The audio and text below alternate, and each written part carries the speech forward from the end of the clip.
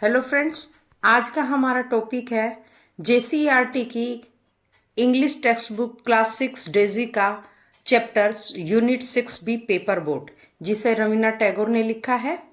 यह कविता एक छोटे बच्चे के बचपन के आश्चर्य और कल्पना को दर्शाती है, जो अपनी कागज की नाव को नदी में तैराता है और उन नावों पर वह अपना और अपने विलेज यानी गांव का नाम लिखता है। उसे उम्मीद है कि ये दूर देशों में सफलतापूर्वक पहुंच जाएगी और वहां के लोग जान सकेंगे कि यह नाव किसने भेजी है और कहां से भेजी है। चलिए कविता शुरू करते हैं। पहले हम कवि के बारे में जानेंगे। Rabindranath Tagore was a Bengali polymath who work as a poet, writer, philosopher and social reformer. Rabindranath Tagore एक बंगाली बहुज्ञ थे जिन्होंने कई लेखक, दार्शनिक और समाज सुधारक के रूप में काम किया। He became the first Indian to win the Nobel Prize in Literature in 1913 for his collection of poems Geetanjali. वे 1913 में अपने कविता संग्रह गीतांजलि के साहित्य में नोबेल पुरस्कार जीतने वाले पहले भारतीय बने। Our national anthem Jana Gana मन वॉज रिटन बाय हिम। हमारा राष्ट्रगान जन गण मन उन्हीं के द्वारा लिखा गया है। चलिए कविता शुरू करने से पहले, before you read, as a child you must be playing several games. एक बच्चा होने के कारण आपने कई प्रकार के खेल खेले हैं या खेल खेलते रहे होंगे। What is your favourite pass time during the rainy season. बारिश के दौरान आपका पसंदीदा पास टाइम खेल क्या रहा है। Do you like to float paper boat. क्या आपने कभी कागज की नाव को तैराना पसंद किया है। The child in the poem loves the world of playfulness and fun. इस कविता में बच्चा बड़े मजे और आनंद की दुनिया को बहुत पसंद करता है। डे बाय डे, हर रोज, he floats paper boat down the running stream and hopes that they would reach some distance lands.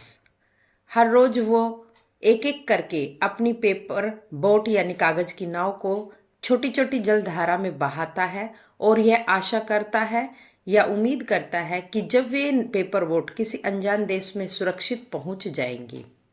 Read and enjoy the poem.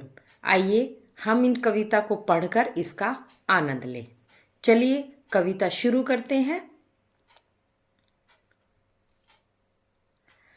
पहली कविता की 18 लाइनें हैं। इन लाइनों को हमने 6 भागों में डिवाइड किया है। तो पहली हम 1 से लेकर 6 लाइन तक रीडिंग करेंगे और उनकी हिंदी भी समझेंगे। चलिए शुरू करते हैं। Day by day I float my paper boats one by one down the running stream. मैं प्रतिदिन एक एक करके अपनी कागज की नाव को बहती जलधारा में तैराता हूँ। In big block letters I write my name on them and the name of the village where I live. बड़े काले अक्षरों में उन पर अपना नाम और गांव का नाम लिखता हूँ जहाँ मैं रहता हूँ। I hope that someone in some strange land will find them and know who I am. मैं उम्मीद करता हूँ या आशा करता हूँ कि किसी अजनबी देश में इन्हें जब कोई देखेगा तो ये जानेगा कि मैं कौन हूँ, यानी कि नाव पे लिखे हुए नाम को पढ़ के जानेगा कि ये किसकी नावें हैं। इन 6 लाइनों से संबंधित हम 3 छोटे छोटे क्वेश्चनों के बारे में जानेंगे, जिन्हें हम हिंदी में बोध प्रश्न भी कहते हैं। Short answer type question. Question number 1 है, where does the poet float his paper boat. कवि अपनी पेपर बोट कहाँ तैराता है। आंसर है, the poet floats his paper boats down the running stream. वह छोटी जलधारा में अपनी पेपर बोट को बहाता है। Question number 2, what does the poet right on the paper boat. Paper boat पर कवि क्या लिखता है। हम सभी जानते हैं। Answer, the poet rights his name and name of his village on the paper boat. Paper boat के ऊपर उसने अपना नाम और अपने गांव का नाम लिखा है। Question number 3, the poet floats his paper boats down the running stream, what is his hope? जब वो पेपर बोट को उस छोटी जलधारा में बहाता है तो क्या उम्मीद करता है? Answer, his hope is that someone in strange land would find them and know him. यानी कि वे जब किसी अजनबी देश में पहुंच जाएगी तो वहां पे जिनको मिलेगी वे जान सकेंगे कि ये पेपर बोट कहाँ से आई हैं और किसकी हैं। अब आते हैं लाइन नंबर 7 से 13 पर। I load my little boat with shiuli flowers from our garden. मैं अपनी छोटी नाव पर अपने बगीचे के स्यूली फूल रखता हूँ।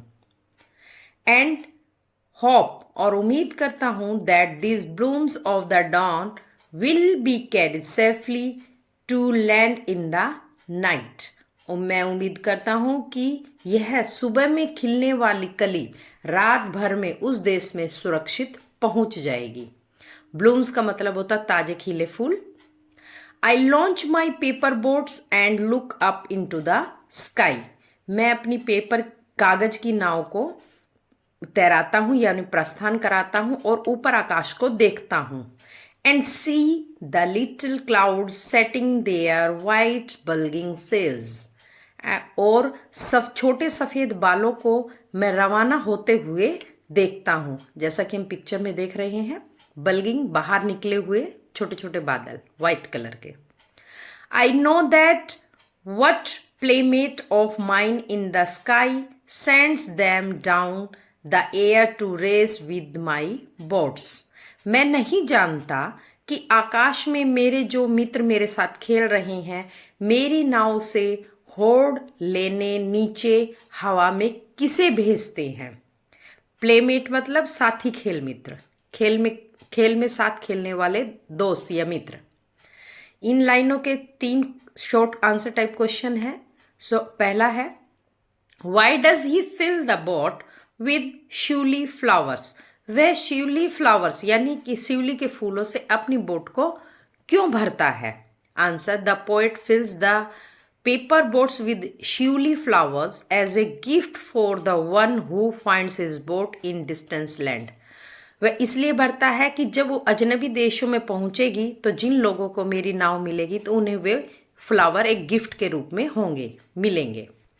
Question number 2, what does the poet mean by blooms of the dawn? Blooms of the dawn का मतलब, कवि का क्या मतलब है? Answer, the poet means, poet का कहना है, the flower that bloom early in the morning. जब वे कली सुबह मॉर्निंग में खिल जाएंगी, ताजी बन जाएंगी। Question number 3, what does the poet mean by the word launch? इसमें लॉन्च शब्द का अर्थ क्या है? Answer, the word launch mean that the boat are put on the water to sail down the running stream. बहती जलधारा पे अपनी नाव को रखना लॉन्च कहलाता है। अब आते हैं हम लाइन 14 to 18 पे। When night comes, I bury my face in my arms. जब रात होती है मैं अपने हाथों से अपने चेहरे को ढक लेता हूँ। And dream, और that my paper boats float on and on under the midnight star. जैसा पिक्चर में दिखाया, तारों के नीचे बोट तैरती जा रही हैं और सपने देखता हूं कि मेरी नाव मध्य रात्रि में तारों के नीचे निरंतर तैर रही है। The fairies of sleep are sailing in them and the lading in their basket full of dreams. Picture में देखें तो देखें परियां कैसे नाव में बैठी हैं। नींद की परियां उसमें बैठी जल यात्रा कर रही हैं और उनकी सपनों से लदी हुई टोकरियां भरी हुई हैं, लदी हैं। Short answer type question and answer. Question number 1 है, what does he see when he looks up at the sky? उसने आकाश में किसको देखा? Answer, he sees white bulging cloud selling in the sky. उसने आसमान में निकले हुए उभरे हुए वाइट छोटे छोटे बादलों को तैरते देखा। Number 2, what does he think about the clouds? उसने बादलों के बारे में क्या सोचा? Answer, he thinks that someone is यानी his playmates is sending those clouds to compete with his boats. ऐसा लगता है कि उसके साथ जो साथी मित्र हैं उसने बादलों को उसकी बोट से कंपेयर करने के लिए या तुलना करने के लिए दौड़ में भाग लेने के लिए भेजा हो। Question number 3, what does the poet dream of? कवि ने क्या सपना लिया? Answer, the poet dreams that his boat are floating under the midnight star. उसने देखा कि आधी रात में उसकी नावें तैर रही हैं। The angels are sailing in his boat which are filled with the basket of dreams. Angels यानी परियां उसकी नावों में अपने सपनों से लदी हुई टोकरियां लेकर बैठी हुई हैं। Question number 4, do clouds have sail? क्या बादल तैरते हैं? नो, आंसर है no, clouds have no sail. बादल नहीं तैरते। दोस्तों, अगर आपको मेरे वीडियो पसंद आ रहे हैं और या फिर हेल्पफुल हैं तो कृपया लाइक करें और सब्सक्राइब करें और कमेंट सेक्शन में जाकर बताएं कि आपको मेरा वीडियो कैसा लगा। और मेरा वीडियो देखने के लिए आप सभी का बहुत बहुत धन्यवाद।